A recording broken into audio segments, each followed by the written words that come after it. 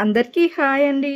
ఈరోజు చాలా సింపుల్‌గా, రుచికరంగా ఉండే బీన్స్ కూర చేద్దామండి. ముందుగా కడాయిలో 3 టేబుల్ స్పూన్లు నూనె వేసి, 2 ఎండుమిర్చి, పచ్చిశనగపప్పు అర టీ స్పూను, చాయ్ మినపప్పు అర టీ స్పూను, పావు టీ స్పూను జీలకర్ర, పావు టీ స్పూను ఆవాలు, 2 పచ్చిమిర్చి, సన్నగా తరిగిన ఉల్లిపాయ ఒకటి వేసి దోరగా వేయించాలండి. అలాగే కరివేపాకు కూడా వేసుకొని వేయించండి.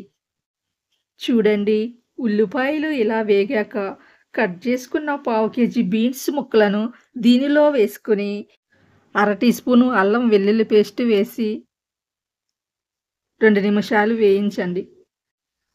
ఇలా వేయించాక మూత పెట్టి 3 నిమిషాలు మగ్గించాలి. కొంచెం మగ్గిన తరువాత రుచికి సరిపడిన సాల్టు, పసుపు పావు టీ స్పూన్ వేసి కలిపి మూత పెట్టి మగ్గనివ్వండి. 2 నిమిషాలు మగ్గాక 2 టేబుల్ స్పూన్లు కారం, అలాగే టీ స్పూన్ ధనియాల పొడి, అర టీ స్పూన్ గరం మసాలా వేసుకుని ఒకసారి కలిపి 2 టేబుల్ స్పూన్లు శనగపిండి వేసుకుంటే కూర గ్రేవీలా వస్తుంది. రుచి కూడా బావుంటుందండి. అలాగే ఇందులో కొద్దిగా కొబ్బరి పొడి వేసుకుని సన్నగా తరిగిన టమోటాలు దీనిలో వేసి కొంచెం సేపు తిప్పి మూత పెట్టి 5 నిమిషాలు మగ్గనివ్వండి.